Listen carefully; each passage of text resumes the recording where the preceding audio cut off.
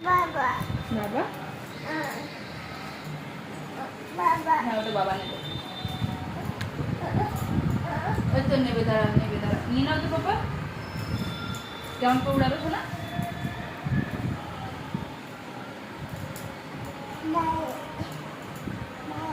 ভাই উড়াবে, ভাইকে দাও। Hello everyone, welcome to my new video. তো রামনবমী সবাই কেমন কাটালে? অবশ্যই ভালোই কাটিয়েছো।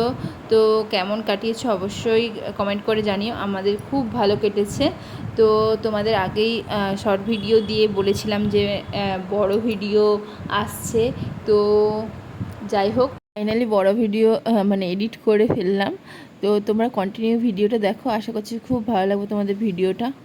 তো মানে এই র্যালিটা স্টার্ট হওয়ার কথা ছিল হচ্ছে টুইন টাওয়ার মাঠে, মানে আমরা বেরিয়েছিলাম ওখানেই যাব বলে, কিন্তু যেহেতু আমরা লেটে বেরিয়েছি তো আমাদেরকে অত দূর পর্যন্ত যেতেও হয়নি। মানে কিছুটা যাওয়ার পরেই মানে দেখলাম যে র্যালি অলরেডি বেরিয়ে গেছে, ওখানে সবাই মিলে দাঁড়িয়েছিল। আমরা ভাবতেই পারিনি যে সোনা বাবাকে নিয়ে আমরা পুরো র্যালিটাতে থাকতে পারবো। যদিও ও মানে বাইরে বাইকে চাপলে কান্না করে না, তবুও ভেবেছিলাম কিছুটা যেয়ে তারপর চলে আসবো, কিন্তু ফাইনালি আমরা পুরো র্যালিটা কমপ্লিট করতে পেরেছিলাম।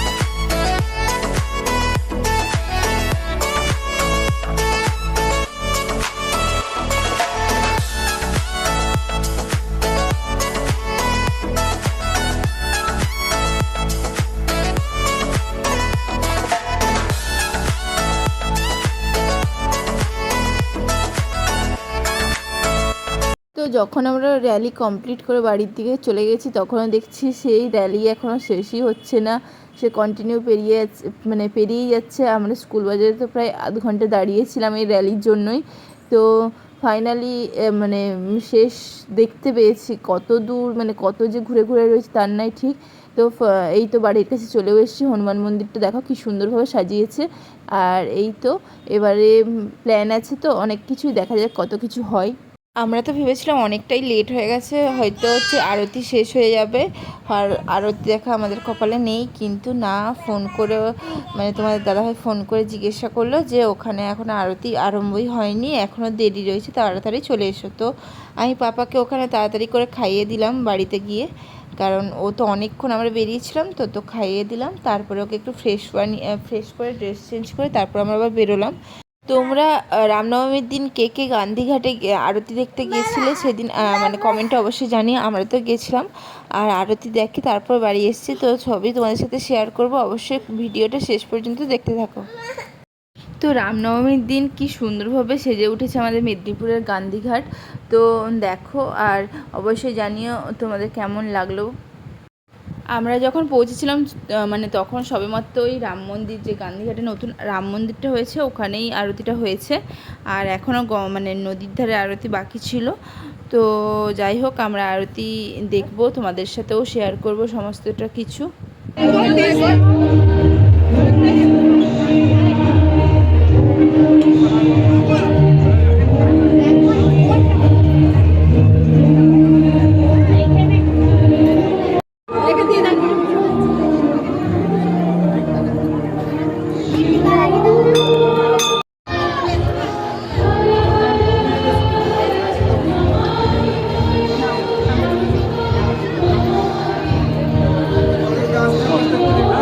যেহেতু আরতি এখন অনেকটাই দেরি, তো আমরা মন্দিরে অনেকক্ষণ সময় কাটিয়েছি। তো তারপরে পাপা আর থাকছিলই না, ও নিচে নামবে বলে জেদ করছিল।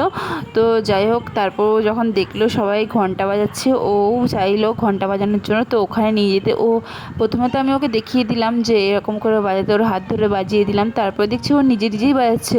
এরকমও হয়েছে যে কিছু বড়রাও হচ্ছে কি এরকমভাবে কন্টিনিউ ঘন্টাটা বাজাতে পারছিল না, যে দড়ি বাঁধা ছিল। তো কিন্তু ও কন্টিনিউ বাজিয়ে গেছে আর প্রত্যেকবার বেজেছে।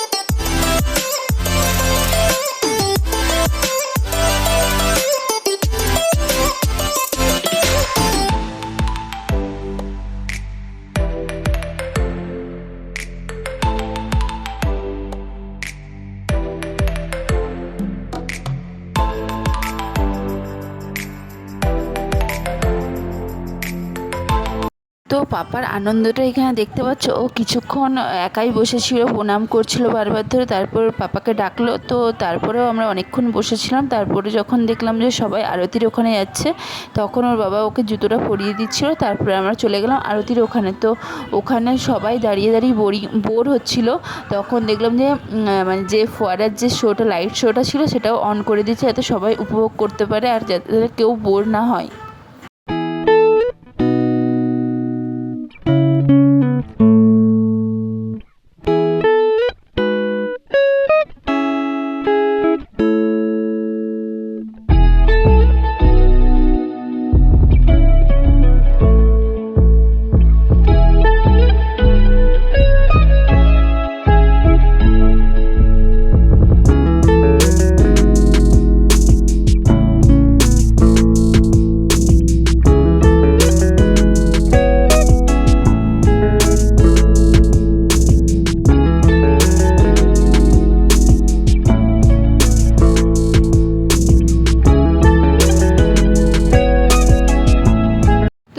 দেখো প্রায় শেষের মুখে। আর আজকের বিশেষ আকর্ষণ কি বলো তো, আজকে যে নটা মানে নটা ঘাট করে, নটা মানে ঘাটে নটা স্টেজ করা হয়েছে যে আরতি হবে।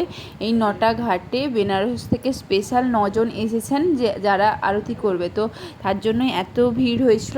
নর্মালি তো আরতি হয়, কিন্তু আজকে এই জন্যই এত ভিড় হয়েছিল, প্লাস রামনবমীও ছিল। তো সব মিলিয়ে খুব সুন্দরভাবে কেটেছে আমাদের দিনটা। আর তোমাদের কেমন কেটেছে অবশ্যই কমেন্টে জানিও।